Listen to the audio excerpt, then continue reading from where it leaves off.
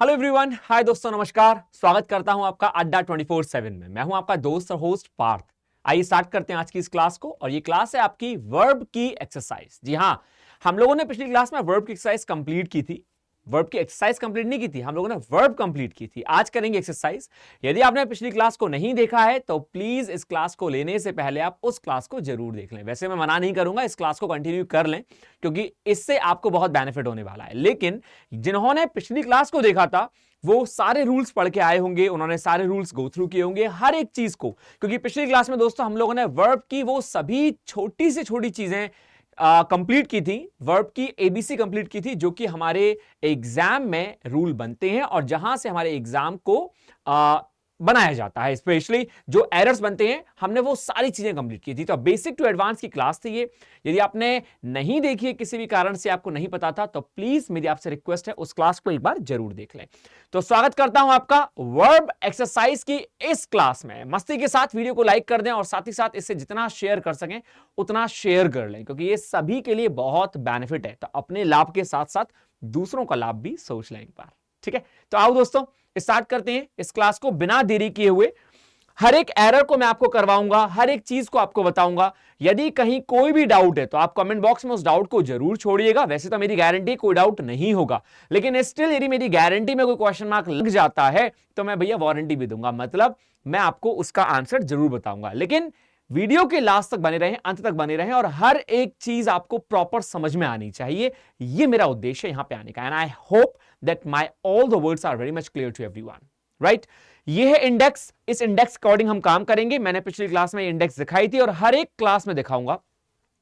इस इंडेक्स का मतलब ये हो गया दोस्तों कि हम जो करने वाले हैं, जैसे हम लोगों ने वर्ब किया तो हम लोगों ने वर्ब कंप्लीट कर लिया, लेकिन वर्ब की एक्सरसाइज कर रहे हैं अब। ठीक है, अभी स्टार्टिंग है हमारी फाउंडेशन बैच की। ये सारे चैप्टर्स हमें कंप्लीट करने हैं, तो आपको मजा आने वाला है। आप इसको यदि प्रॉपर कंटिन्यू करेंगे तो डेफिनेट आप बहुत कुछ सीखने वाले हैं। तो वर्ब कर रहे हैं, फिर वर्ब की एक्सरसाइज करेंगे, फिर यहां पे टेंस है, टेंस एक्सरसाइज। तो सभी चैप्टर्स कर करके उनकी एक्सरसाइज करते जाएंगे और उन पर टिक मार्क करते जाएंगे, जिससे कि आपको यह मालूम पड़ जाए कि कौन कौन सी क्लास हमारी बाकी है और कौन कौन सी क्लास हमारी कंप्लीट हो चुकी है। ठीक है, तो चलो, ये थी इंडेक्स। तो इसमें वर्ब हमने कंप्लीट की थी, वर्ब की एक्सरसाइज आज कंप्लीट करेंगे। From basic to advance verb exercise. आ जाओ, नंबर 1। बिना देरी किए दोस्तों, हमें बहुत सारे एरर्स करने हैं, तो इसीलिए टाइम को ध्यान में रखते हुए हमें करना पड़ेगा। With just a day to go for the counting of votes, he said the EC मतलब election commission has been prepared to combat। combat का मतलब होता है फाइट करना, लड़ाई करना। 4 M's muscle, money, misinformation and MCC violations। मैंने sentence पढ़ दिया है, लेकिन आप एक बार पढ़ लें इस सेंटेंस को और फाइंड आउट करें कि इस सेंटेंस में क्या एरर होना चाहिए। What should be the right error? Verb है तो डेफिनेट है इसमें कोई ना कोई वर्ब का एरर होगा। कोशिश करें फाइंड आउट करने की, बहुत ही सिंपल है। राइटर ने कहा with just a day to go, एक दिन जाने के साथ साथ, for the counting of votes, votes की काउंटिंग को लेकर उसने कहा, ही सेड मतलब जिसने भी कहा, the election commission has been prepared. Election commission जो है वो प्रिपेयर हो चुका है। Election commission has been prepared, यहां पे आपको देखना यह है कि ही सेड था सेंटेंस में। सेड क्या है दोस्तों? पास्ट टेंस है। और मैंने पिछली क्लास में, यदि आपने वर्ब पढ़ी थी, तो मैंने आपको बहुत अच्छे से बताया था कि जहां पास्ट टेंस आता है उसके संग हम प्रेजेंट का यूज नहीं करते हैं। तो इसीलिए यहां हैज के प्लेस पे बच्चों क्या हो जाना चाहिए था? हैड। बीन का बीन रहेगा, आप बीन को मत हटाइए क्योंकि बीन में कोई दिक्कत नहीं है, पैसिव वॉइस बनेगा। तो राइटर ने कहा, he said the election commission has been prepared to combat. Election commission जो था वो तैयार था या उसे तैयार कर दिया गया था उस फाइट से लड़ने के लिए। और कौन सी फाइट? वो 4 M's की। वो 4 M's कौन से थे? Muscle, money, miss information and MCC violations. ठीक है, तो यहां तक आपको क्लियर हो गया होगा कि हमने हैज का हेड क्यों किया, क्योंकि सेंटेंस हमारा पास्ट में था, सेंटेंस सैड में है, इसीलिए हम इसको क्या करेंगे? पास्ट में कर देंगे। हैज बीन यूज नहीं कर सकते, हैड बीन का यूज करना पड़ेगा। ठीक है, चलो, यदि यहां तक बात आपको क्लियर है तो आ जाओ number 2। Read the sentence carefully. एक बार पहले आप पढ़ें, फिर मैं आपके लिए पढ़ूंगा। पहले आप पढ़ जाएं जल्दी से।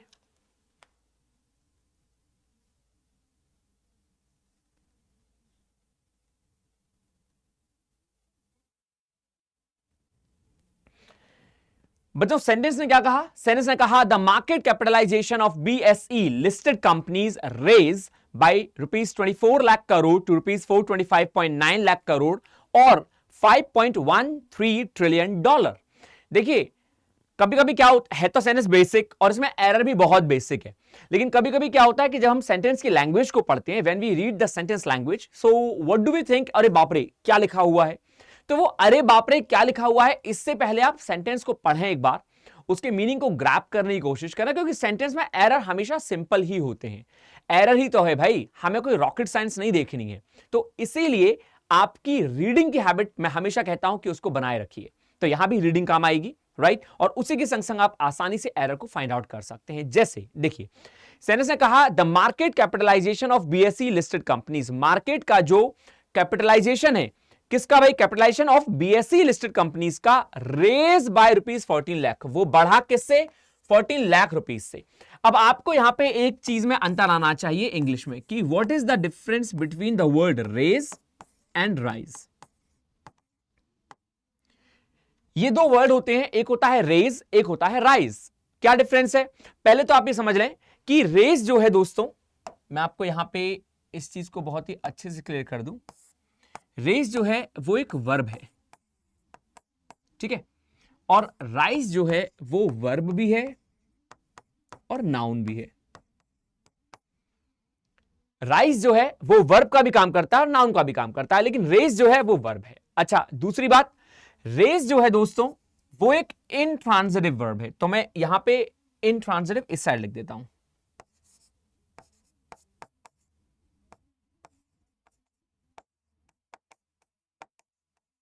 सर इंट्रांजिटिव वर्ब का मतलब क्या हो गया, इंट्रांजिटिव वर्ब्स वो वर्ब्स कहलाती हैं जिनके बाद में ऑब्जेक्ट आता है।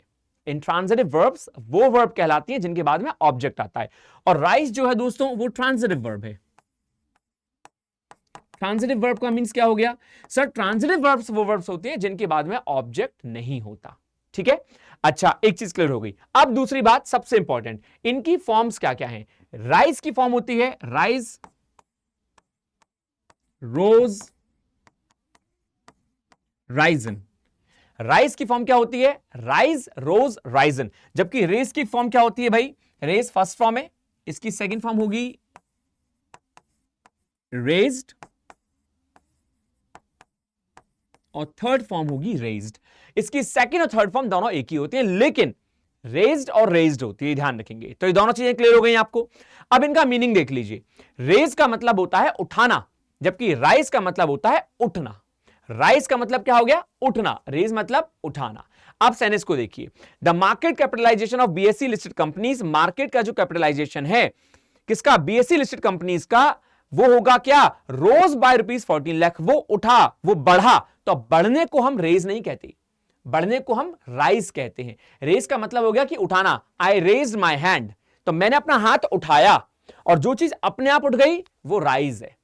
क्लियर हो गया। तो इसीलिए रोज, अब पास्ट हमने क्यों लगाया, क्योंकि सेंटेंस पास्ट में बनेगा, ये घटना है और घटना पास्ट में बनती है। रोज बाय ₹14 लाख करोड़, वो 14 लाख करोड़ से ऊपर हुई, कितनी हो गई, 425.9 लाख करोड़ हो गई, या फिर आप इसको $5.13 ट्रिलियन भी कह सकते हैं। तो इसीलिए यहां पे दोस्तों सेंटेंस में एरर बहुत सिंपल था, रेज के प्लेस पे क्या हो गया, रोज। और क्यों हो गया ये मैंने आपको बखूबी बता ही दिया, क्योंकि यहां पे हम रेज ना लगा के राइज की फॉर्म लगाएंगे, वर्ड राइज आना चाहिए और राइज की सेकंड फॉर्म रोज हो जाएगी। आई होप कि यहां तक मेरे सभी दोस्तों को बहुत अच्छे से क्लियर हो गया होगा, ठीक है। चलो number third, read the sentence and do that. Sentence को पढ़ो अच्छे से, इत्मीनान के संग देखो और फिर आप आंसर दो इसका। सेनेस ने कहा the workers usually reach their construction site around 6 AM and got an hour's break for lunch. Writer ने कहा the workers usually reach, workers जो हैं, काम करने वाले लोग जो हैं, वो आमतौर पे पहुंचते हैं अपनी कंस्ट्रक्शन साइट पर अराउंड 6 AM, कितने बजे, 6 बजे लगभग, and got an hour's break for lunch, और उन्हें लंच के लिए 1 घंटे की छुट्टी मिलती है, उनको 1 घंटे का समय मिल जाता है, ठीक है। तो राइटर ने कहा the workers usually reach, usually जो है वो एक हैबिट दिखाता है, पहले तो आप ये समझ लें, यूजुअली जो वर्ड है वो हैबिट को शो करता है। इन छोटी छोटी बातों को आप लिख लीजिएगा कहीं, जिससे आपको चीजें क्लियर हो जाएं, ठीक है, अभी हैबिट शो करता है, चलो ये तो ठीक है, क्योंकि इसका मतलब ही होता है आमतौर पे। तो राइटर ने कहा the workers usually reach, workers जो हैं वो आमतौर पे पहुंचते हैं। प्रेजेंट इंडेफिनिट टेंस लगा है, कोई दिक्कत नहीं है, सही है। Their construction site, workers plural है तो देयर कंस्ट्रक्शन, देयर लग गया क्योंकि वर्कर्स प्लूरल है। अपनी कंस्ट्रक्शन साइट पे अराउंड कितने बजे, 6 AM, 6 बजे। एंड गॉट, जब सेंटेंस हमारा प्रेजेंट में जा रहा है तो हम पास्ट यूज क्यों करेंगे, जैसा कि हमने पहले वाले सेंटेंस में लर्न किया था। हमने देखा था ना, प्रेजेंट के संग प्रेजेंट और फ्यूचर तो जा सकते हैं दोस्त, लेकिन पास्ट नहीं जा सकता, इसीलिए आप यहां गॉट के प्लेस पे गैट का यूज करेंगे। The use of got is very much wrong, यहां गॉट का यूज नहीं हो सकता, गैट का यूज होगा। क्यों? क्योंकि सेंटेंस हैबिचुअल फैक्ट को दिखा रहा है, सेंटेंस प्रेजेंट इंडेफिनिट को दिखा रहा है। अब सेंटेंस दोबारा देखिए, वर्कर्स आमतौर पे जाते हैं अपनी कंस्ट्रक्शन साइट पे कितने बजे, 6 बजे लगभग, और उनको 1 घंटे का ब्रेक मिलता है। एंड गैट, गैट का मतलब होता है पाना, मतलब फाइंड, ठीक है। तो गॉट के प्लेस पे गैट आ जाएगा, प्रेजेंट इंडेफिनिट की वर्ब। सिंपल है सभी के लिए। चलो आ जाओ जल्दी से, number 4, read the sentence carefully and do that. Sentence को एक बार जल्दी से पढ़ो ध्यान से और बताओ क्या होना चाहिए।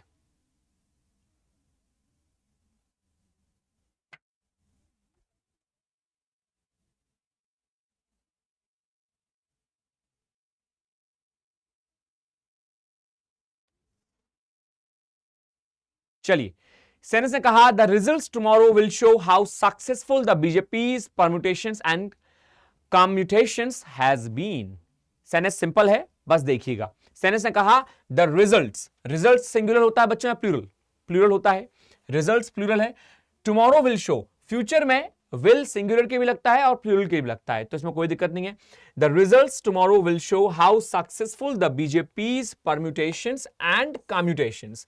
अब यहां पे सेंटेंस में यदि हम सब्जेक्ट देखें तो राइटर ने कहा कि बीजेपी का जो परम्यूटेशंस है प्लूरल एंड कम्यूटेशंस है, दोनों प्लूरल हैं, वो कैसे रहेंगे। तो कैसे रहेंगे, ये वर्ब हो गई। अब जब ये वर्ब आप लिख रहे हैं तो आपने देखा कि वर्ब का जो नंबर था सब्जेक्ट का, उसके अकॉर्डिंग वर्ब आती है। वर्ब हमेशा सब्जेक्ट के नंबर के अकॉर्डिंग आती है। नंबर का मतलब क्या हो गया कि सब्जेक्ट सिंगुलर है तो वर्ब सिंगुलर, सब्जेक्ट प्लूरल है तो वर्ब प्लूरल। तो यहां पे सब्जेक्ट क्या है, द बीजेपी's परम्यूटेशंस एंड कम्यूटेशंस। ये सब्जेक्ट है जो कि क्या है, ये प्लूरल है।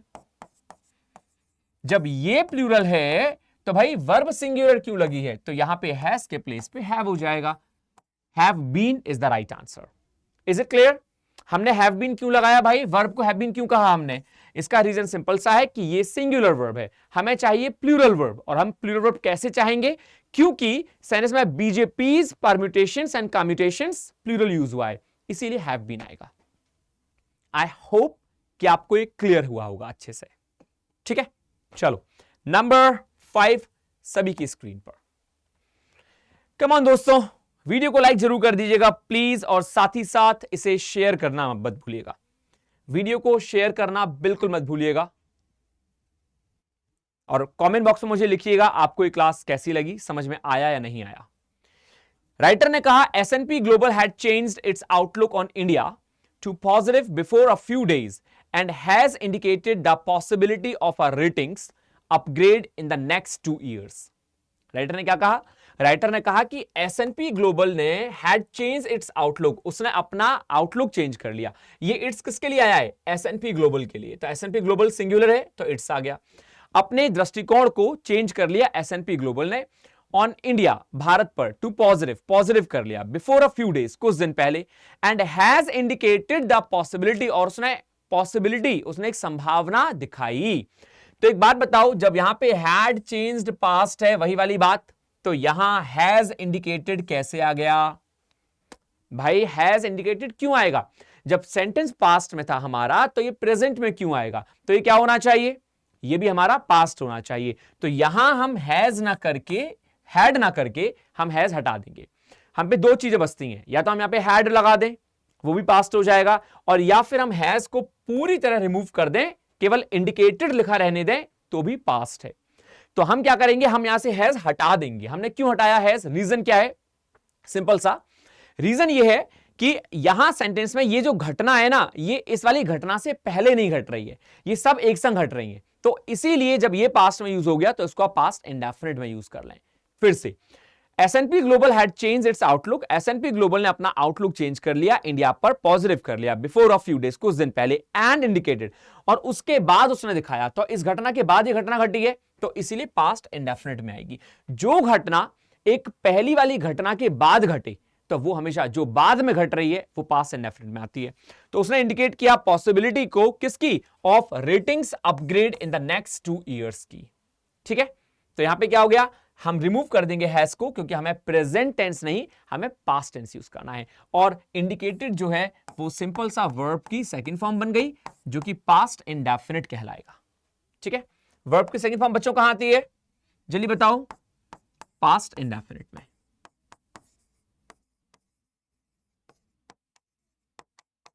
सबको क्लियर है अच्छे से? चलो नंबर 6 कह रहा है आपसे, most urban development projects does not meet the minimum requirement of 9 square meter of green space per individual with an ideal urban green space of 50 square meter per capita as recommended by the World Health Organization. यह है दोस्तों sentence, जो कि बहुत ही simple sentence है। ठीक है, फिर से रिपीट करूंगा, इस सेंटेंस में पढ़ते पढ़ते आपको एरर मिल गया होगा और मेरे सभी दोस्तों ने एरर ढूंढ भी लिया होगा। मोस्ट अर्बन डेवलपमेंट, अधिकतर अर्बन डेवलपमेंट जो है, मोस्ट अर्बन डेवलपमेंट प्रोजेक्ट्स जो हैं, अब प्रोजेक्ट्स क्या है, प्रोजेक्ट्स तो प्लूरल है ना, प्रोजेक्ट सिंगुलर होता है लेकिन प्रोजेक्ट्स ये वर्ड प्लूरल होता है। तो राइटर ने कहा कि most urban development projects does not नहीं आएगा, डू नॉट आएगा। हम क्यों लगाएंगे डू नॉट, क्योंकि आप सभी को मालूम है बहुत अच्छे से, ये सबको दिख रहा है क्या, क्लियर है? डज नॉट जो होता है दोस्तों और डू नॉट जो होता है,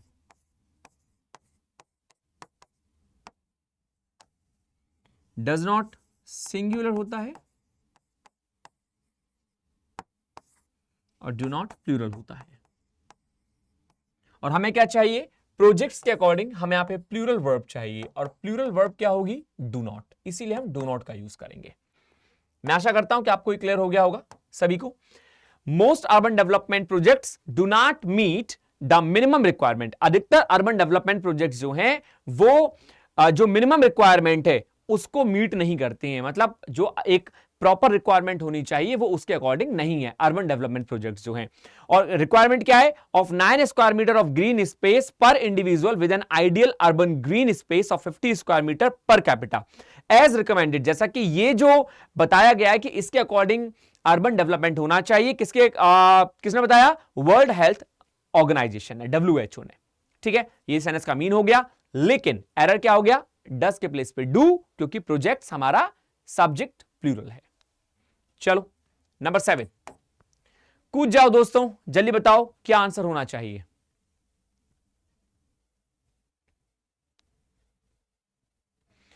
decisively aligning and augmenting performance linked funding across sectors are also imperative. Imperative का मतलब होता है नेसेसरी, कोई भी चीज जो इंपॉर्टेंट होती है वो इंपैरेटिव कहलाती है। इंपैरेटिव, कोई भी चीज इंपैरेटिव है वो बहुत ही इंपॉर्टेंट है, नेसेसरी है।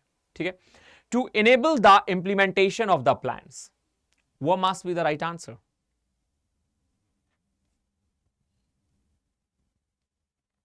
फिर से देखेंगे एक बार, decisively aligning and augmenting performance, decisively बड़ी चतुराई से अलाइन की हुई और ऑगमेंटिंग बढ़ती हुई जो परफॉर्मेंस लिंक्ड है, लिंक्ड फंडिंग जो है अक्रॉस सेक्टर्स, पूरे सेक्टर्स में। राइटर बात किसकी कर रहा है, राइटर कहना चाह रहा है डिसाइसिवली अलाइनिंग एंड ऑगमेंटिंग क्या, परफॉर्मेंस लिंक्ड फंडिंग। तो फंडिंग जो है वो हमारा सब्जेक्ट है, और फंडिंग सिंगुलर है प्लूरल है, फंडिंग सिंगुलर है, फंडिंग्स नहीं है, ये फंडिंग है, तो सब्जेक्ट हमें मिल गया। फिर से देखेंगे, डिसाइसिवली अलाइनिंग, डिसाइसिवली बहुत ही चतुराई से, बुद्धिमानी से जो अलाइन की गई है, और बढ़ती हुई परफॉर्मेंस जो है लिंक्ड फंडिंग, किसकी, लिंक्ड परफॉर्मेंस लिंक्ड फंडिंग की अक्रॉस सेक्टर्स, पूरे सेक्टर्स में, आर ऑल्सो इंपैरेटिव। तो जो जरूरी है, इंपैरेटिव का मतलब हो गया नेसेसरी, इंपॉर्टेंट, वो सेक्टर्स इंपॉर्टेंट नहीं है, वो फंडिंग इंपॉर्टेंट है। ये जो वर्ब आ रही है आर, ये किसके लिए आ रही है, ये आ रही है फंडिंग के लिए। फंडिंग क्या है, सिंगुलर है, तो इसीलिए यहां पे आर के प्लेस पे इज हो जाएगा।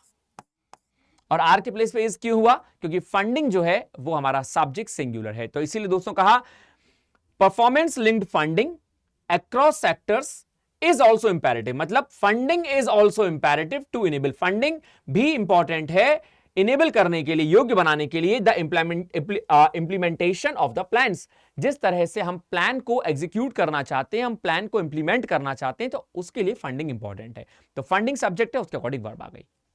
आ रहा है समझ में? सिंपल है ना? कर लोगे यार, मजा डाल दोगे।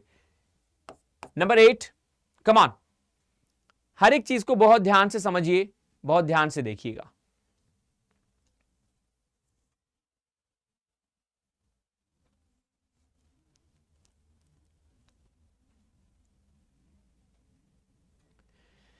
नंबर 8 ने कहा while coalitions are often less stable than one party governments they can also more representative। Writer क्या कहना चाह रहा है? राइटर कहना चाह रहा है while coalitions are often less stable, while जबकि coalitions जो होते हैं are often less stable, वो काफी स्टेबल नहीं होते, मतलब काफी कम स्टेबल होते हैं देन वन पार्टी गवर्नमेंट्स। कैसे? बजाय वन पार्टी गवर्नमेंट्स के।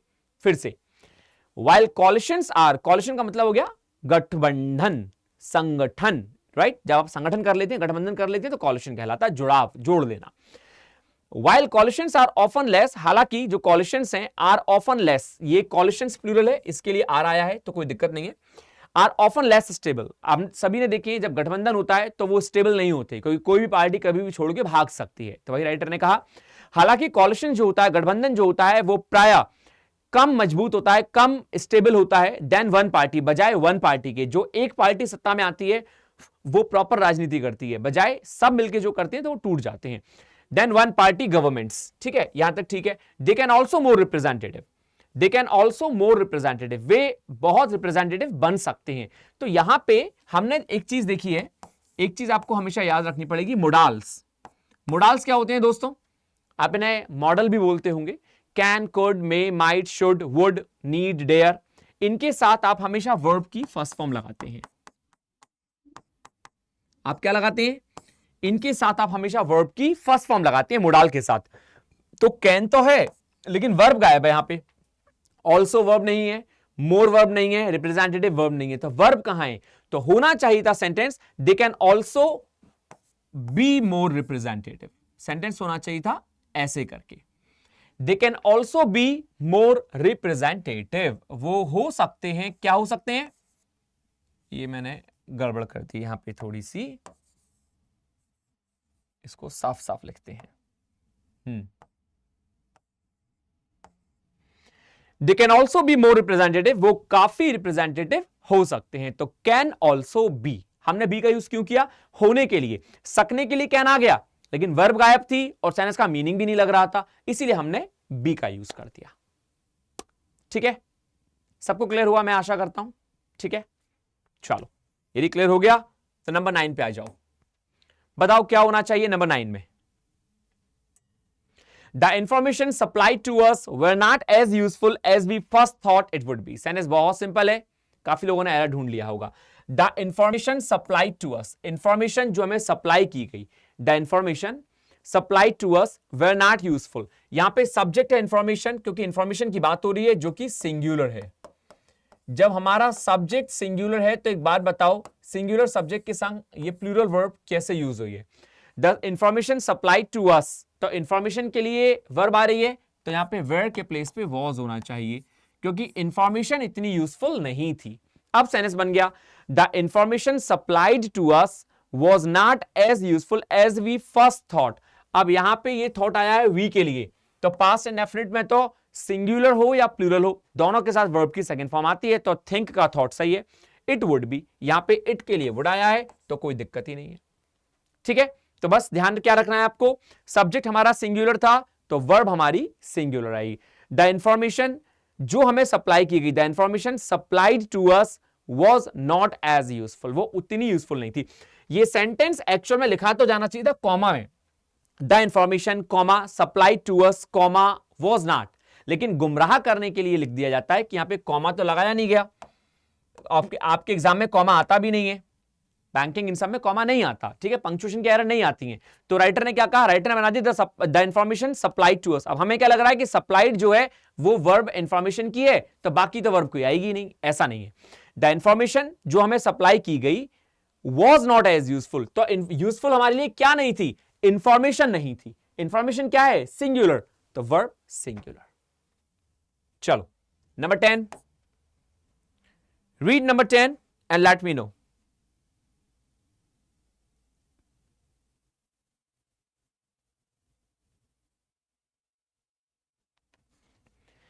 नंबर 10 ने कहा the only good thing about these pens are their colour and their size. Same चीज है, कोई भी डिफरेंस नहीं है। आपने पिछले सेंटेंस को देखा तो आप बता सकते हैं द ओनली गुड थिंग। हम बात कर रहे हैं द ओनली गुड थिंग की, किसके बारे में, घोड़े, बकरियों, बैल या पेन, किसी के बारे में भी हो सकती है। लेकिन बात क्या हो रही है, ओनली गुड थिंग की। तो सब्जेक्ट हमारा पेन्स नहीं है, सब्जेक्ट हमारा गुड थिंग है।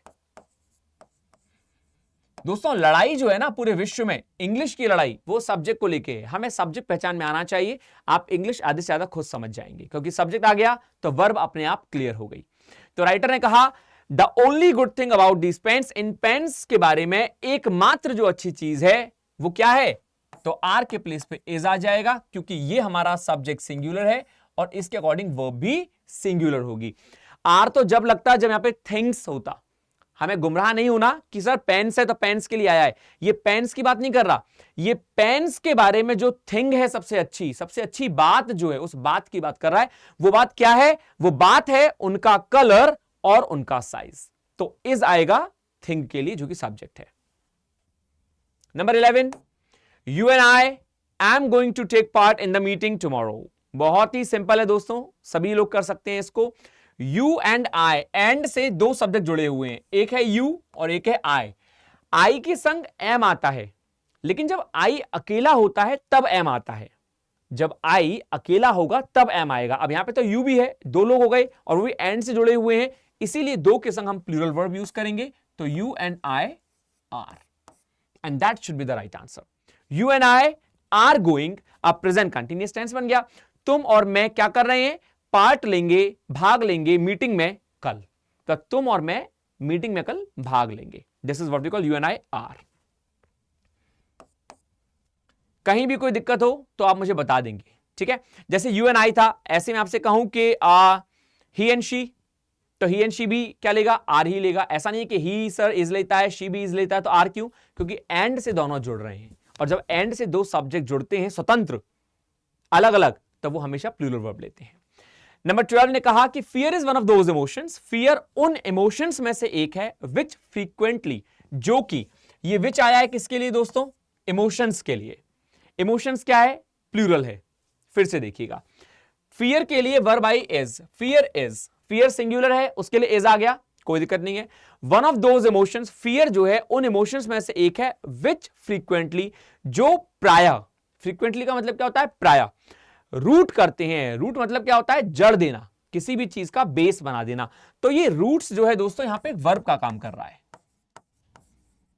जो जड़ बना रहे हैं, जो बेस बना रहे हैं, तो बना रहे हैं एक्शन है, वर्ब है।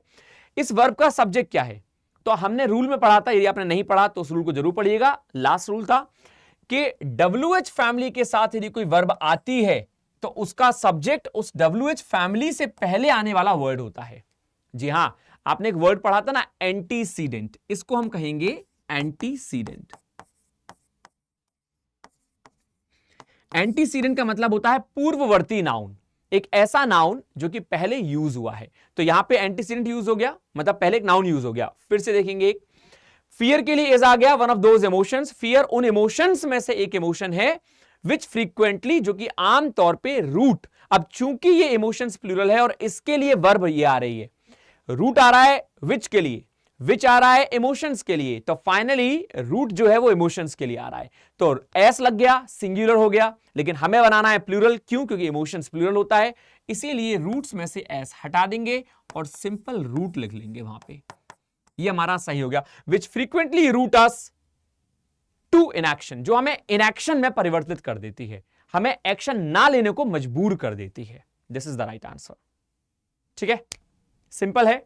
चलो ये क्लियर हो गया आपको, तो जल्दी से आ जाओ नंबर 13 पे। क्या होना चाहिए? Number 13, when someone speaks to us we saw him but when we read we don't see the writer. When someone speaks to us, someone singular है, सिंगुलर के संग सिंगुलर वर्ब आती है, आप सभी को आना चाहिए। सिंगुलर के साथ सिंगुलर वर्ब आती है, ये हम सभी को आना चाहिए। भाई समवन के संग स्पीक्स आ गया, जब कोई हमसे बातें करता है तो हम उसे देखते हैं। ये प्रेजेंट के संग पास्ट कहां से आ गया? जब यहां प्रेजेंट था समवन स्पीक्स टू अस, ये भैया सौ क्या कर रहा है? तो सौ गलत है, यहां पे सौ का क्या होना चाहिए? सी, क्योंकि प्रेजेंट वाले सेंटेंस में आप पास्ट टेंस यूज नहीं करते, प्रेजेंट ही यूज करेंगे या फ्यूचर यूज करेंगे। तो सेंटेंस ने कहा when someone speaks to us, जब कोई हमसे बातें करता है, वी सी हिम, हम उसे देखते हैं, बट लेकिन व्हेन वी रीड, जब हम पढ़ते हैं, we don't see the writer, तो पढ़ते समय हमें राइटर दिखाई नहीं देता, क्योंकि राइटर ने तो बुक लिख दी, अब राइटर अपने घर में मस्ती ले रहा है, बैठा हुआ है। लेकिन जब हम बातें करते हैं किसी से तो हमें बातें करने वाला दिखता है, लेकिन बुक पढ़ते समय हमें राइटर नहीं दिखता। तो ये पूरी एक हैबिट बताई गई है जो कि प्रेजेंट इंडेफिनिट में है, इसीलिए यहां पे 100 का सी हो जाएगा present tense. 14, the success of our efforts depend upon the number of people who actually use the new methods. जो सक्सेस है हमारे एफर्ट्स की, the success of our efforts, हमारे जो एफर्ट्स हैं उनकी जो सक्सेस है वो डिपेंड करती है किस पे? उन लोगों के नंबर पे, उन लोगों पे जो एक्चुअली वास्तव में यूज करते हैं नए मेथड को। मतलब जितने भी लोग नए मेथड को यूज करेंगे तो इसका मतलब यह है कि हमारा मेथड जो है वो सक्सेसफुल हो गया, मींस हम सक्सेस हो गए, ये राइटर कहना चाह रहा है। अब देखते हैं दोबारा, the success of our efforts depend upon the number. तो success of our efforts, subject क्या है? एफर्ट्स या सक्सेस? हम एफर्ट्स की बात नहीं कर रहे, हम एफर्ट्स में जो सक्सेस है उसकी बात कर रहे हैं, द सक्सेस। तो सक्सेस हमारा सब्जेक्ट है, तो सब्जेक्ट हमारा सिंगुलर है, तो वर्ब भी हमारी सिंगुलर होनी चाहिए, क्योंकि सक्सेस सिंगुलर है तो वर्ब सिंगुलर होगी। और वर्ब क्या है? डिपेंड, तो ये क्या होनी चाहिए थी? डिपेंड्स। जब वर्ब हमारी क्या है? डिपेंड, तो ये क्या होनी चाहिए थी? ये होनी चाहिए थी डिपेंड्स। तो सेंटेंस क्या बन गया? The success of our efforts depends. अब ये मत समझिएगा कि एफर्ट्स के लिए आ रहा है, एफर्ट्स प्लूरल है, सब्जेक्ट जो है हमारा वो सक्सेस है, उसके लिए डिपेंड्स आ गया। तो सक्सेस जो है हमारे एफर्ट्स की वो डिपेंड करती है upon the number of people, उन लोगों पे जो कि वास्तव में यूज करते हैं नए मेथड्स को। ठीक है, चलो नंबर 15 दोस्तों, कम ऑन, सेंटेंस को ध्यान से पढ़ें सभी और करें। More leisure as well as abundance of goods. More leisure का मतलब हो गया अधिक से अधिक फुर्सत का समय। मोर मतलब अधिक से अधिक और लेजर मतलब फुर्सत, तो अधिक से अधिक फुर्सत, साथ ही साथ अबंडेंस ऑफ गुड्स। गुड्स मतलब सामान, अबंडेंस मतलब अधिकता। अधिक से अधिक फुर्सत का समय और सामान की अधिकता आर अटेनेबल, उसको आप अटेन कर सकते हैं, उसको आप अचीव कर सकते हैं। अटेन का मतलब क्या होता है? अचीव करना। उसे आप अचीव कर सकते हैं किसके द्वारा? Through automation. Through automation means मशीनीकरण के द्वारा। मतलब यदि आप अपने हाथों से कोई काम करेंगे तो वो टाइम लेगा, लेकिन अब आजकल मशीनीकरण का युग है, तो मशीनों से यदि आप कोई काम करते हैं तो दोस्तों काम भी जल्दी हो जाता है, आपको फुर्सत भी मिल जाती है और काम बहुत ज्यादा मात्रा में भी हो जाता है। जितनी नोट आप गिनेंगे मशीन आपसे तेज नोटें गिन देगी, राइट? तो ये ऐसा ही कुछ कहना चाह रहा है आपसे। उसने कहा कि मोर लेजर, अधिक से अधिक फुर्सत का समय, एज वेल एज, साथ ही साथ, अबंडेंस ऑफ गुड्स, क्या? माल की अधिकता जो है वो प्राप्त की जा सकती है मशीनीकरण के द्वारा। अब आ जाइए, एरर क्या है? हम सभी जानते हैं, रूल में हमने पढ़ा था कि as well as, together with, no less than, ये ऐसे वर्ड होते हैं कि जिनके साथ जो दो वर्ड यूज हो रहे हैं उनमें आगे वाला वर्ड सब्जेक्ट होता है। मतलब यहां पे अबंडेंस ऑफ गुड्स सब्जेक्ट नहीं है, सब्जेक्ट है हमारा मोर लेजर। लेजर मतलब क्या होता है? फुर्सत, जो आप मस्ती से टाइम बिताते हैं, फुर्सत का समय, वो लेजर होता है। तो राइटर ने कहा कि मोर लेजर, अधिक से अधिक फुर्सत, साथ ही साथ अबंडेंस ऑफ गुड्स। तो सब्जेक्ट हमारा मोर लेजर है जो कि अनकाउंटेबल है। क्या आप फुर्सत के समय को गिन सकते हैं? नहीं। लेजर जो है वो दोस्तों क्या है? अनकाउंटेबल। और अनकाउंटेबल नाउन हमेशा सिंगुलर होते हैं, ध्यान रखिएगा। अनकाउंटेबल नाउन जो होते हैं वो हमेशा क्या होते हैं? सिंगुलर। जब अनकाउंटेबल नाउन हमारा सिंगुलर है और यही सब्जेक्ट है तो भाई वर्ब भी तो हमारी सिंगुलर होनी चाहिए। तो यहां पे आर का यूज कैसे कर दिया? इसीलिए हम यहां आर के प्लेस पे इसका यूज करेंगे, एंड दैट्स इट। आपको क्या लगाना है? इज लगाना है। और इज क्यों लगाना है? सिंपल सा रीजन है कि अधिक से अधिक फुर्सत जो है वो अनकाउंटेबल नाउन है। काउंटेबल नाउन क्या होते हैं? सिंगुलर और प्लूरल दोनों हो सकते हैं, लेकिन अनकाउंटेबल नाउन हमेशा सिंगुलर होते हैं, इसीलिए वर्ब भी सिंगुलर लेते हैं। ठीक है, हमने अबंडेंस ऑफ गुड्स को क्यों नहीं काउंट किया? क्योंकि एज वेल एज के साथ जब दो सब्जेक्ट जुड़े होते हैं तो आगे वाले के अकॉर्डिंग वर्ब आती है, तो मोर लेजर के अकॉर्डिंग वर्ब आई। ठीक है, इज अटेनेबल। चलो नंबर 16, ये क्या हो गया?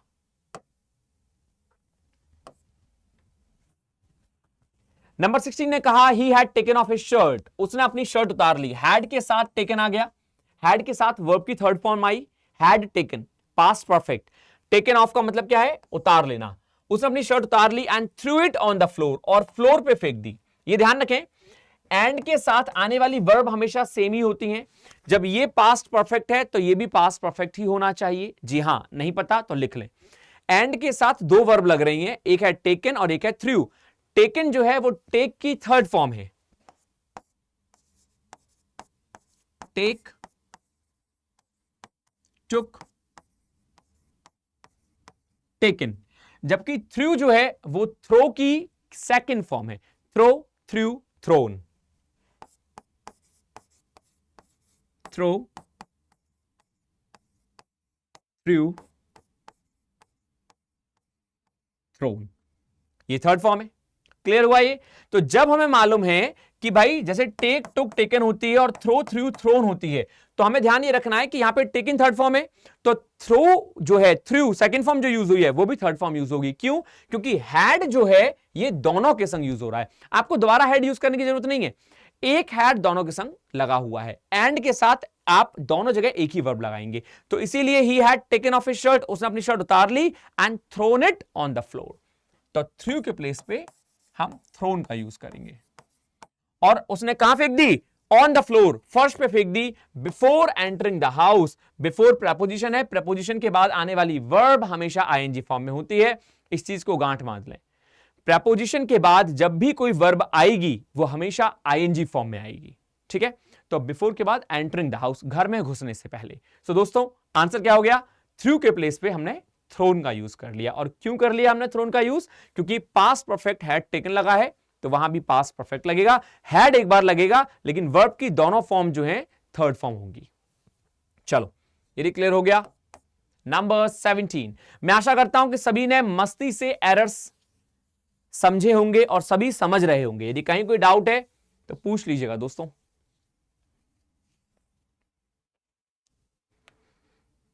पढ़ें और साथ ही साथ करते चलें।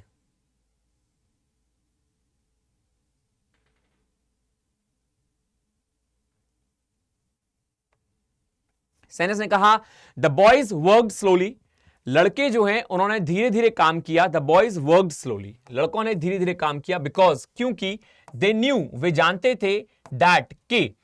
अब देखने वाली बात क्या है, साथ ही साथ देखते भी चलें पढ़ने के साथ। वर्कड जो है ये पास्ट की वर्ब है, इंडेफिनिट। ठीक है, यहां न्यू जो है वो पास्ट की वर्ब है, मतलब सेंटेंस हमारा पास्ट में जा रहा है। ठीक है, द बॉयज वर्क स्लोली, लड़कों ने धीरे धीरे काम किया। वर्क जो है वर्ब है, स्लोली एडवर्ब है। क्यों? क्योंकि वर्ग को क्वालिफाई कर रहा है, जो वर्ब को क्वालिफाई करे वो एडवर्ब कहलाता है। तो लड़कों ने धीरे धीरे काम किया क्योंकि वे जानते थे, दे न्यू दैट, के एज सुन एज, जैसे ही, दे फिनिश।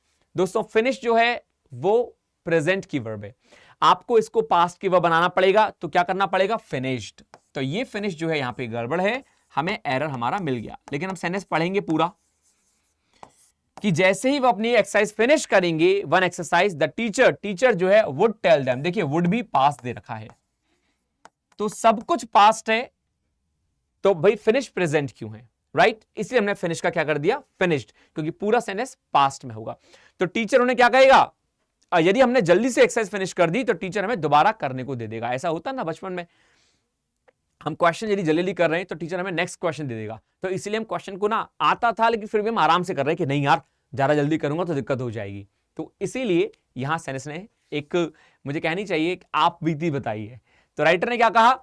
लड़कों ने काम बहुत ही धीरे धीरे किया क्योंकि वे जानते थे जितनी जल्दी उन्होंने काम एक्सरसाइज फिनिश कर ली, तुरंत ही टीचर उन्हें दूसरी करने को दे देगा। तो पूरा सेंटेंस पास्ट में जा रहा है, फिनिश को भी पास्ट बना देंगे। ठीक है, चलो नंबर 18, मुझे आशा है कि हम लोग ज्यादा जल्दी नहीं भाग रहे हैं और हम लोग समझते हुए चल रहे हैं। The gentleman together with his wife and daughter were drowned. Gentleman जो था अपनी पत्नी के साथ और अपनी बेटी के साथ वेर ड्रॉन्ड। ड्रॉन्ड क्या है? डूबना। ठीक है, ड्रू की थर्ड फॉर्म है, राइट। वेर ड्रॉन्ड, डूब गया। तो जेंटलमैन जो था टुगेदर विद हिज वाइफ, अभी अभी हमने ये रूल किया था, 2 रूल पहले, as well as, with, together with, इनके साथ कितने भी वर्ड आ जाएं लेकिन सब्जेक्ट हमेशा आगे वाला होता है। यहां पे डूबे 3 लोग हैं, पत्नी भी डूबी है, बेटी भी डूबी है और जेंटलमैन भी डूबा है, लेकिन ये दोनों किसके संग डूबे हैं? जेंटलमैन के साथ। तो सब्जेक्ट हमारा क्या है? सब्जेक्ट जेंटलमैन है, जो कि क्या है? जेंटलमैन हमारा सिंगुलर सब्जेक्ट है। और जब आपको मालूम है कि हमारा सिंगुलर सब्जेक्ट है तो वर्ब भी हमारी सिंगुलर ही आएगी। वर्ब क्या हो गई? वॉज। तो सेंटेंस बन गया, the gentleman together with his wife and daughter was ड्रॉन्ड। क्यों लगाया वॉज ड्रॉन्ड? क्योंकि सब्जेक्ट सिंगुलर है तो वर्ब भी सिंगुलर। चलो नंबर 19,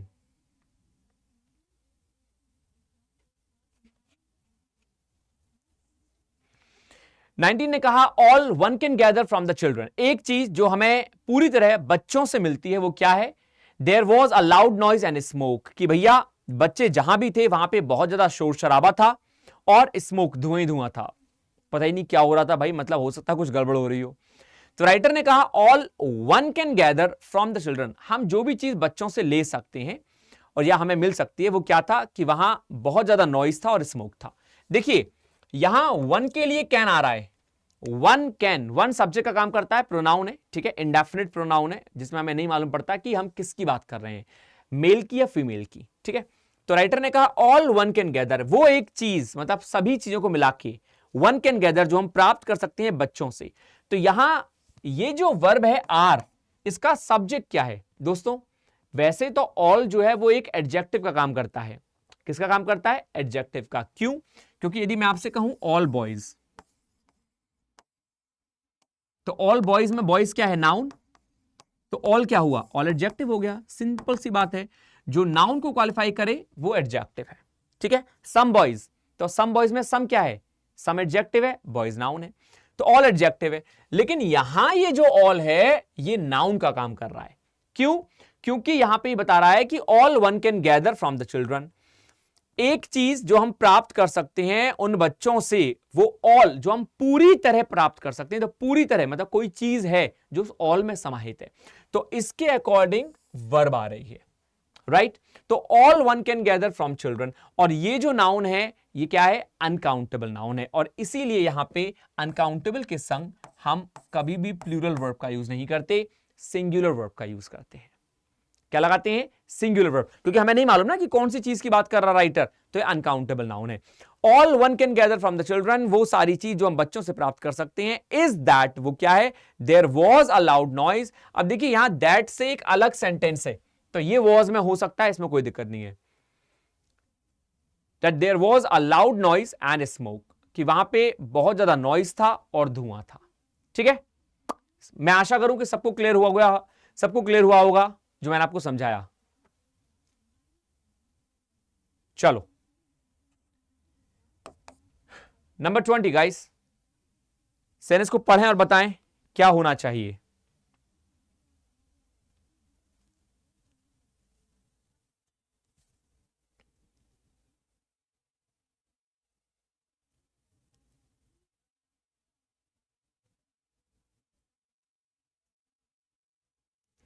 सेंटेंस ने कहा many a man have been working under me. Many a man, देखिए मैनी मैन और मैनी अ मैन, मैनी के साथ आप प्लूरल नाउन यूज करेंगे तो मैनी मैन यूज होता है एक चीज, लेकिन मैनी ए जो होता है ये सिंगुलर नाउन लेता है।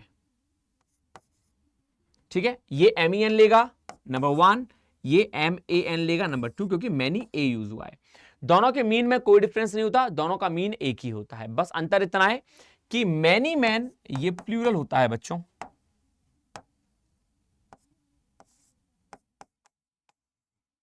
और many man, many a man ये सिंगुलर होता है। तो आपको ये चीज क्लियर होनी चाहिए कि मैनी मैन, मैनी के संग एन लगा देना ये प्लूरल होता है, और मैनी अ मैन ये सिंगुलर होता है। तो जब यहां पे मैनी अ मैन सिंगुलर है, मैनी अ मैन, तो यहां पे दोस्तों वर्ब भी सिंगुलर ही आनी चाहिए, यहां हैव नहीं आना चाहिए, यहां हैज आना चाहिए, क्योंकि हैव क्या है, हैव प्लूरल है। हमें क्या यूज करना है, हमें यूज करना है हैज, क्योंकि सिंगुलर चाहिए, क्योंकि हमारा जो पूरा का पूरा सब्जेक्ट है वो सिंगुलर है। सिंगुलर सब्जेक्ट के संग सिंगुलर वर्ब, तो many a man has been working under me, मतलब काफी सारे लोग मेरे अंडर में काम कर रहे हैं, तो हैज बीन वर्किंग, ना कि हैव बीन वर्किंग। ठीक है,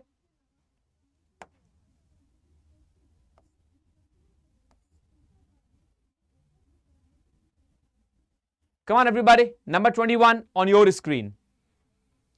जल्दी से बताएं क्या आंसर होना चाहिए नंबर 21 का।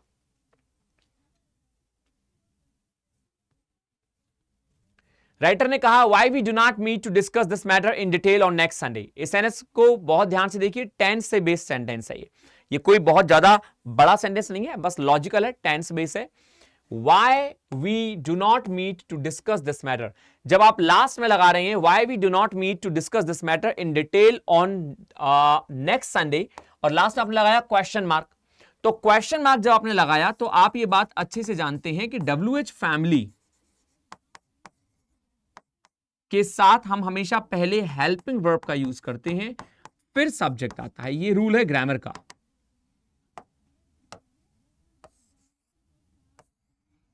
ग्रामर का रूल क्या है, ग्रामर का रूल ये है बच्चों कि WH फैमिली के साथ यदि कोई क्वेश्चन लगा रहे हो, आप क्वेश्चन बना रहे हो अंत में, तो पहले हेल्पिंग वर्ब आएगी फिर सब्जेक्ट आएगा। लेकिन यहां पे क्या हुआ, यहां पहले राइटर ने सब्जेक्ट यूज कर दिया, वाई वी, होना क्या चाहिए, वाई डू वी, बस इतना सा काम था जो आप लोगों को आ गया होगा और आपने कर भी लिया होगा, काफी स्टूडेंट्स ने नहीं किया तो समझ जाएं। Sentence why we do not meet के बजाय होना चाहिए why do we not meet, हम क्यों नहीं मिलते हैं, why do we not meet to discuss this matter, इस मैटर को डिस्कस करने के लिए डिटेल में on next Sunday, next Sunday को। ठीक है, so the right answer must be why do we not meet, that should be the right answer, जो कि आपका एरर हो गया।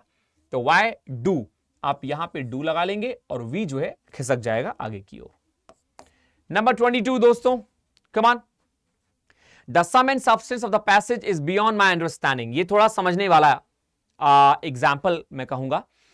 आपने वर्ब पढ़ी है तो आपने देखा होगा, मैंने आपको बताया था कि यहां पे ये जो वर्ड है द सम एंड सब्सटेंस, ये दोस्तों एक फ्रेज है जिसका मतलब होता है जिस्ट। सम एंड सब्सटेंस का मतलब होता है सारांश, आप इसे समरी के नाम से भी जानते हैं।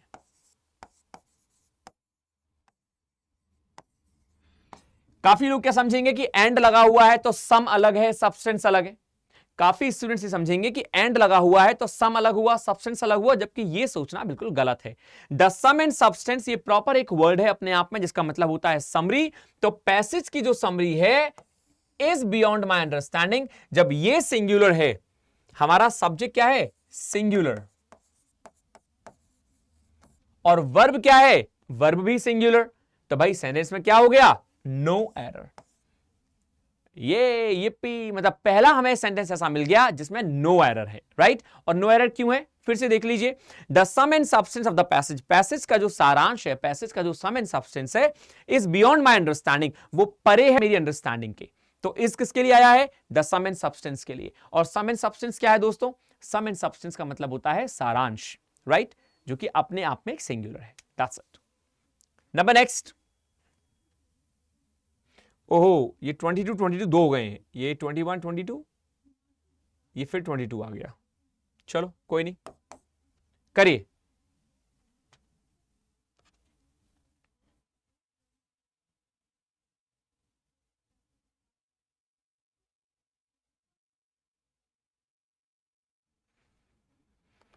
क्या आंसर होना चाहिए, 4 miles are not a long distance for a young person like you.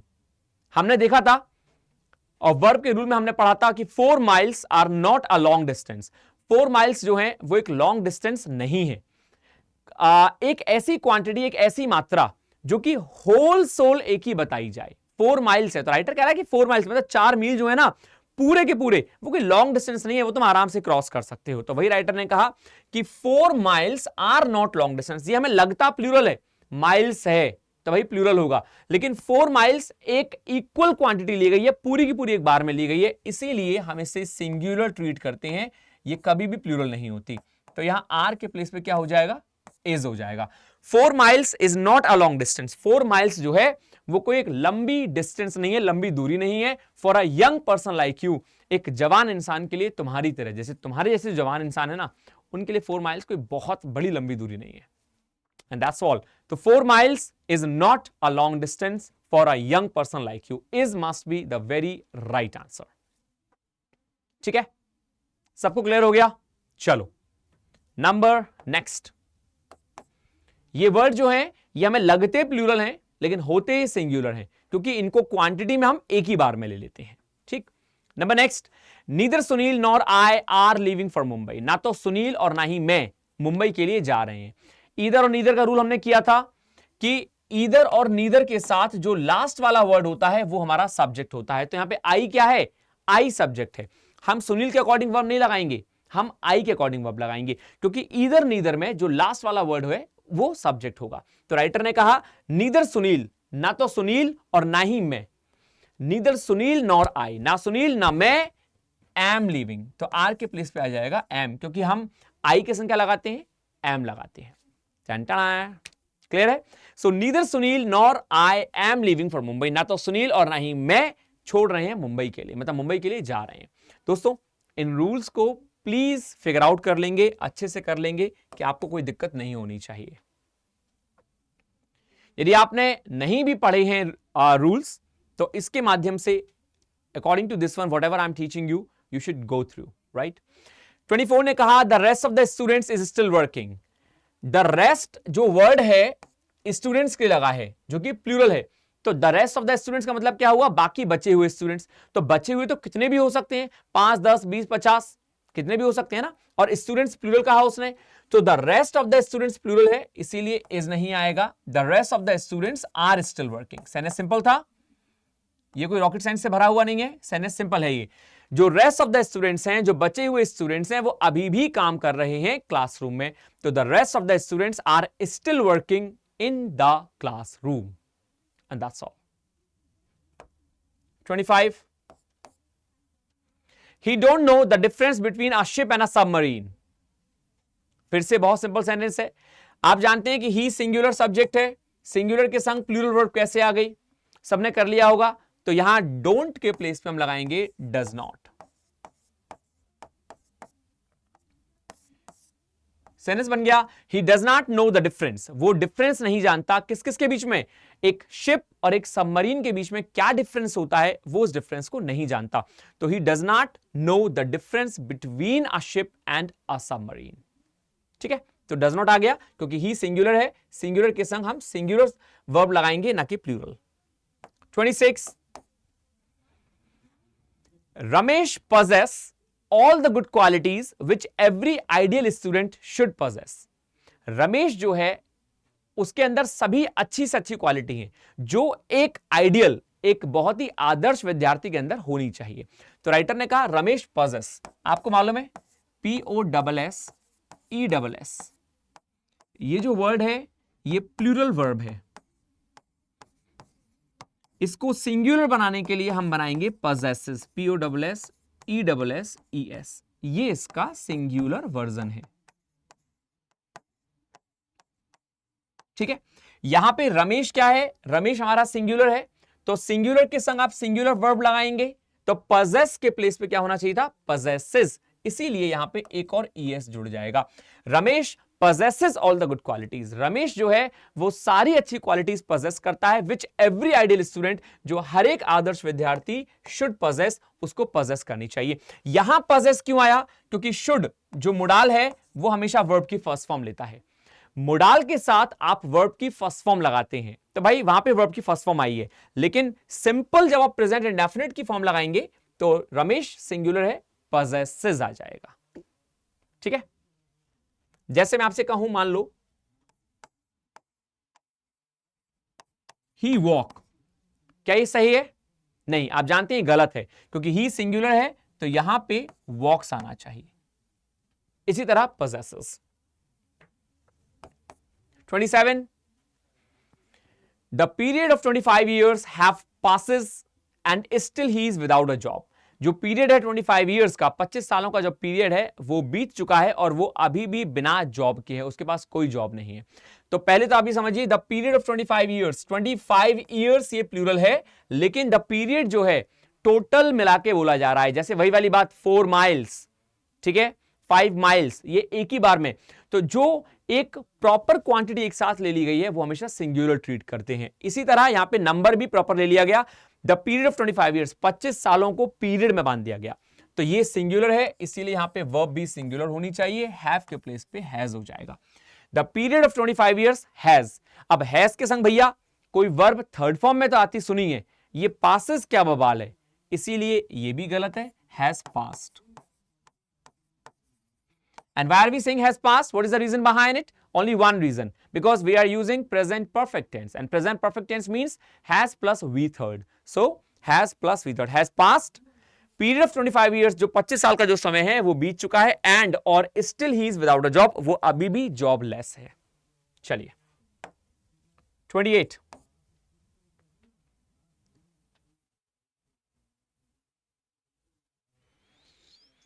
ने कहा from Mumbai the Rajdhani Express do not go straight to New Delhi.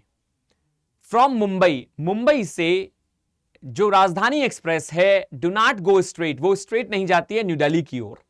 Writer ने क्या कहा? राइटर ने कहा मुंबई से, यानी मैं राजधानी एक्सप्रेस की बात करूं, द राजधानी एक्सप्रेस। तो राजधानी एक्सप्रेस क्या है? एक ट्रेन है जो कि सिंगुलर है, सिंगुलर ट्रेन है, तो यहां पे डू नॉट नहीं आना चाहिए, डज नॉट आना चाहिए। और डज नॉट क्यों आ गया? क्योंकि राजधानी एक्सप्रेस सिंगुलर है, और सिंगुलर नाउन के लिए आप सिंगुलर वर्ब लगाएंगे। तो from Mumbai the Rajdhani Express does not go, does not के संग वर्ब की फर्स्ट फॉर्म आएगी, does not go straight to Delhi. 29, come on बच्चों। Our source of information was the spies captured during the raid. हमारा जो source of information है वो क्या था? वो एक स्पाइस था, वो जासूस था।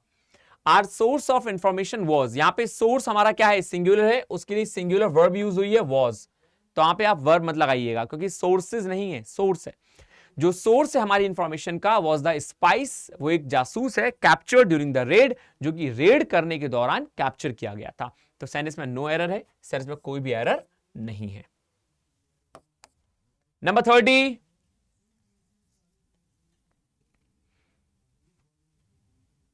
चलिए बताओ क्या होना चाहिए? The issues are complex and has been obscured by other factors. Writer ने कहा इश्यूज जो हैं, द इश्यूज आर कॉम्प्लेक्स, वो बड़े जटिल हैं। कॉम्प्लेक्स का मतलब क्या होता है दोस्तों? The meaning of complex is जटिल, बहुत ज्यादा किसी भी चीज में उलझा हुआ होना। The issues are complex, issues जो हैं वो बहुत ही कॉम्प्लेक्स हैं, वो बहुत ही जटिल हैं। And has been, issues plural है, तो प्लूरल के लिए हम प्लूरल वर्ब का यूज करेंगे, तो हैज के प्लेस पे हैव आना चाहिए। यहां हैज बिल्कुल हट जाएगा और आप यूज करेंगे हैव। तो सेंटेंस क्या बन गया बच्चों? सेंटेंस बन गया द इश्यूज आर कॉम्प्लेक्स, मुद्दे जो हैं वो बहुत जटिल हैं, एंड हैव बीन ऑब्सक्योर्ड, और उनको ऑब्सक्योर कर दिया गया। ऑब्सक्योर मतलब वो धुंधले हो चुके हैं बाय अदर फैक्टर्स, दूसरे फैक्टर्स के द्वारा। तो यहां पे ये जो वर्ब है ये इश्यूज के लिए आ रही है, इश्यूज प्लूरल है तो वर्ब भी प्लूरल होनी चाहिए। 31 ने कहा हिज बेनिवोलेंस एंड काइंडनेस, उसकी बेनिवोलेंस दया और काइंडनेस वो भी दयालुता। एक होता है परोपकारी, परोपकार होना और दयालु होना था। बेनिवोलेंस का मतलब परोपकारी और काइंडनेस दयालु। तो उसकी परोपकारिता और उसका दयालुपन आर एडमायर्ड, उसकी प्रशंसा की जाती है इन दोनों चीजों की बाय हिज फ्रेंड्स, उसके दोस्तों के द्वारा। मतलब उसके अंदर वो दोनों क्वालिटी हैं। लेकिन देखने वाली बात यह है कि ये दोनों क्वालिटी एक ही हैं क्योंकि हिज से रिलेटेड है। यहां हिज एक के आगे लगा है ना, दोनों के आगे नहीं लगा, तो इसीलिए ये दोनों चीजें एक ही हैं। ये वही वर्ब का रूल आ जाता है कि एंड से दो सब्जेक्ट जुड़े हुए हैं, लेकिन उन दोनों में से आगे वाले के आगे तो एक आर्टिकल प्रोनाउन कुछ लगा है, लेकिन बाद वाले के आगे नहीं लगा। तो इसका मतलब यह है कि वो दोनों एक ही हैं। तो हिज बेनिवोलेंस एंड काइंडनेस, इसे हम ट्रीट करेंगे सिंगुलर, और जब ये सिंगुलर ट्रीट किया गया तो वर्ब भी ये क्या लेगा? सिंगुलर, आर के प्लेस पे इज हो जाएगा। तो सेंटेंस हो गया his benevolence and kindness is admired, उसकी बेनिवोलेंस और काइंडनेस को एडमायर किया जाता है उसके दोस्तों के द्वारा। ठीक है, 32.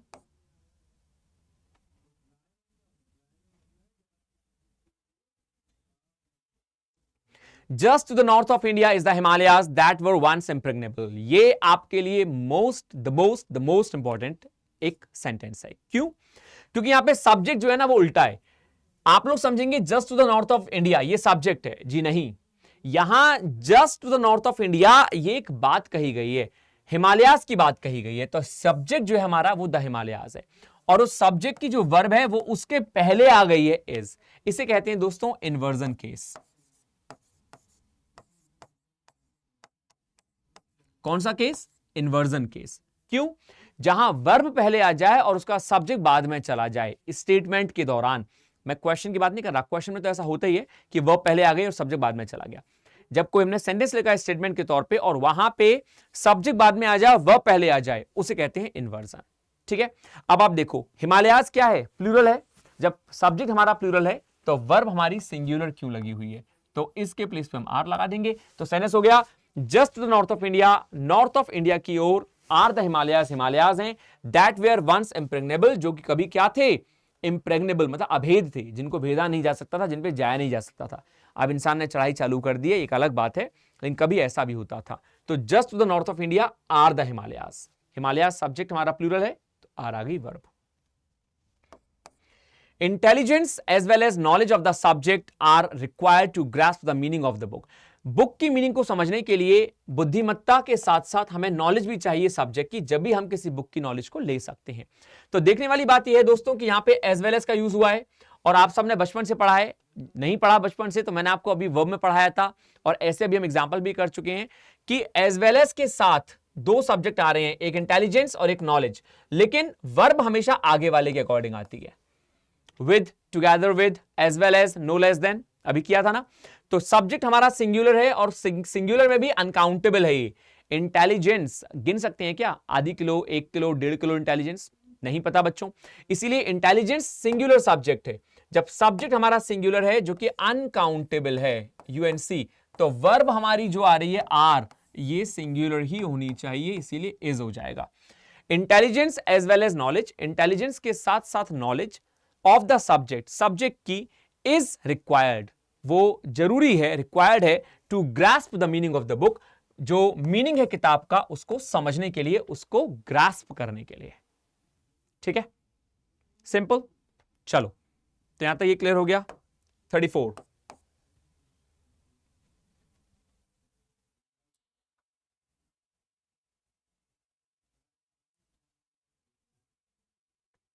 में कहा राइटर ने, he like the other members of his family were left shelterless as a result of flood in the town. वो like यहां पे पसंद करने वाला like नहीं है, ये एडवर्ब है. he like मतलब की तरह, इस like का मतलब है की तरह. he like the other members of his family, अपने फैमिली के दूसरे मेंबर्स की तरह वर लेफ्ट शेल्टरलेस, वो बिल्कुल ही शेल्टरलेस छोड़ दिया गया, मतलब होमलेस हो गया. As a result of flood, जैसा कि जब बाढ़ आई टाउन में, जब शहर में बाढ़ आई तो वो बिल्कुल ही अपनी फैमिली की तरह शेल्टरलेस हो गया. तो ही सब्जेक्ट है हमारा, उसकी वर्ब क्या लगी है यहां पे? वेयर. तो जब सब्जेक्ट हमारा सिंगुलर है तो वर्ब हमारी प्लूरल क्यों लगी है? दोस्तों पूरे वर्ब में हमने यही पढ़ा है. हमने पूरे वर्ब में केवल हम एक ही चीज पढ़ रहे हैं कि जब सब्जेक्ट हमारा सिंगुलर है तो वर्ब प्लूरल ससुरी क्या कर रही है. तो हमें वर्ब भी हमें उसके अकॉर्डिंग लगानी है, सिंगुलर. सब्जेक्ट प्लूरल है तो वर्ब प्लूरल, सब्जेक्ट सिंगुलर है तो वर्ब सिंगुलर. ठीक है, यही वर्ब है पूरी. तो he like the other members of his family, तो ही के लिए वर्ब आई है वेयर, तो यहां आ जाएगी सिंगुलर वर्ब वॉज. आपको बहुत अच्छे से चैप्टर समझ में आ रहा होगा और वर्ब से रिलेटेड गलती आप कभी नहीं करेंगे. आपको मालूम पड़ गया होगा कि सब्जेक्ट कैसे छांटा जाता है. तो ही, वो अपने दूसरे फैमिली मेंबर्स की तरह was left shelter, passive voice use हुआ है, वॉज के संग लेफ्ट. ठीक है. 35. कांग्रेस डिसिडेंट्स प्लूरल है एंड मैनी मेंबर्स, ये भी प्लूरल है. ये दोनों प्लूरल है और अलग अलग सब्जेक्ट यूज हुए हैं ये. ठीक है, ये स्वतंत्र हैं. तो अब इनके संग आने वाली वर्ब भी प्लूरल ही होनी चाहिए, क्योंकि कांग्रेस डिसिडेंट्स प्लूरल है और मैनी मेंबर्स, कांग्रेस डिसिडेंट्स का मतलब हो गया कांग्रेस को चलाते हैं लोग. ठीक है, उसके कार्यकर्ता. तो Congress dissidents and many members of the opposition has mounted, वही वाली बात, जब एंड के साथ दोनों जगह प्लूरल सब्जेक्ट यूज हुआ है तो यहां हैज नहीं आएगा, यहां वर्ब हमारी हैव आ जाएगी. Congress dissidents and many members of the opposition have mounted a big campaign, उन लोगों ने एक बहुत बड़ी कैंपेन की to have the president denominated, president को डिनोमिनेट करने के लिए। ठीक है, चलो 36, our country need a number of self sacrificing and devoted political leaders, हमारी कंट्री को जरूरत है सेल्फ सैक्रिफाइसिंग, जो सेल्फ स्वयं से सैक्रिफाइस करें, और पॉलिटिकल लीडर्स ऐसे जो कि डिवोटेड हों। आवर कंट्री सिंगुलर है तो वर्ब भी सिंगुलर होनी चाहिए, नीड प्लूरल वर्ब होती है और नीड का सिंगुलर होता है नीड्स, तो आप यहां पे नीड्स यूज करेंगे। Our country needs a number of self sacrificing. 37,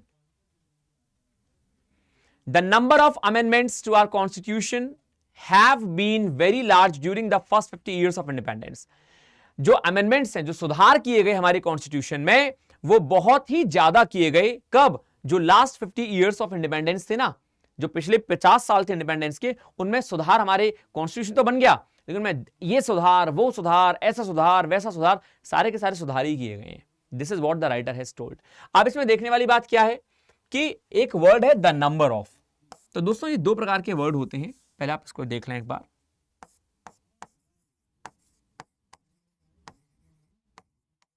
the number of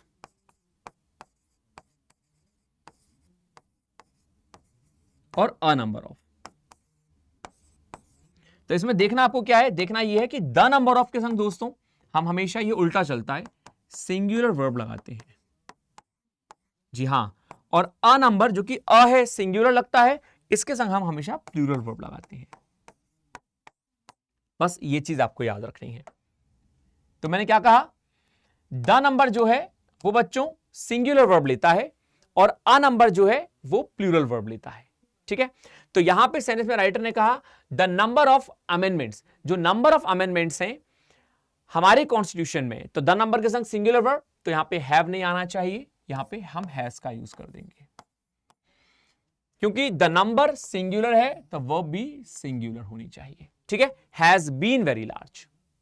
चलो 38, the book although written in bad English, किताब यद्यपि बैड इंग्लिश में लिखी गई थी, बुरी अंग्रेजी में लिखी गई थी, makes a few interesting observations, वो करती है कुछ इंटरेस्टिंग ऑब्जर्वेशंस को, which needs to be highlighted, जिनको जरूरत है हाईलाइट करने की, दिखाने की। तो the book although written in bad English, book singular है तो वर्ब भी सिंगुलर लगी है, मेक्स, यहां पे कोई दिक्कत नहीं है क्योंकि सब्जेक्ट जो है हमारा वो द बुक है और उसकी वर्ब जो है वो मेक्स है। तो किताब हालांकि although written in bad English, दोस्तों ये सिंटेक्स कहलाता है, सेंटेंस लिखने की कला, कॉमा के साथ। ठीक है, हालांकि किताब जो है हालांकि लिखी गई है बैड इंग्लिश में, मेक्स, लेकिन किताब जो है वो बनाती है कुछ इंटरेस्टिंग चीजों को, विच नीड्स, जो कि जरूरत करती हैं। विच आया है, विच के बाद वर्ब आई है, तो हम लोगों ने रूल पढ़ा था कि WH फैमिली के बाद जो वर्ब आती है वो WH से पहले आने वाले सब्जेक्ट के अकॉर्डिंग आती है। ऑब्जर्वेशंस प्लूरल है तो प्लूरल के संग वर्ब भी हमारी प्लूरल होनी चाहिए, तो नीड्स के अकॉर्डिंग, नॉट अकॉर्डिंग, नीड्स के प्लेस पे हम नीड का यूज करेंगे। और क्यों करेंगे? क्योंकि नीड्स सिंगुलर होता है और सिंगुलर यहां नहीं लगेगा। क्यों नहीं लगेगा? क्योंकि सिंगुलर सब्जेक्ट नहीं है, हमारा सब्जेक्ट प्लूरल है। प्लूरल सब्जेक्ट के संग वर्ब भी प्लूरल होगी। नीड जो है वो प्लूरल वर्ब है और वर्ब में एस और एस लगा दोगे तो वो सिंगुलर बन जाएगी, नीड्स। ठीक है, तो यहां पे हमने नीड कर दिया ऑब्जर्वेशंस के लिए। सेकंड लास्ट आज का, इन old as none of the relatives are prepared to come to the help of the old and the sick।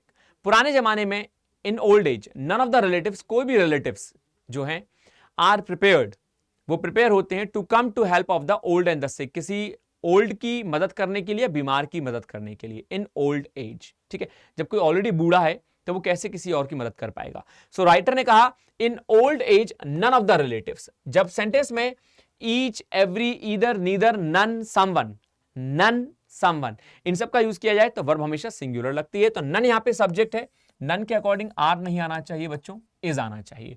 तो none of the relatives is prepared, कोई भी रिलेटिव प्रिपेयर नहीं है। तो in old age none of the relatives is prepared to come to the help of the old and the sick, तो none के साथ is का यूज करेंगे। ठीक है, and the last for today दोस्तों, one and only, the secretary and treasurer. यहां treasurer के आगे द नहीं है, सेक्रेटरी के आगे द है। यह आपने वर्ब के उस रूल में पढ़ा था जो मैंने आपको पढ़ाया था नहीं पढ़ा तो उस वर्ब को जरूर पढ़ लीजिएगा। ये दोनों ही एक व्यक्ति की ओर इशारा कर रहे हैं कि जो सेक्रेटरी है वही ट्रेजरर है। इसका मतलब सेक्रेटरी और ट्रेजरर अलग अलग नहीं है। यदि अलग अलग होते तो सेंटेंस होता the secretary and the treasurer, लेकिन ये एक ही द लगा है तो मतलब जो सेक्रेटरी है वही ट्रेजरर है।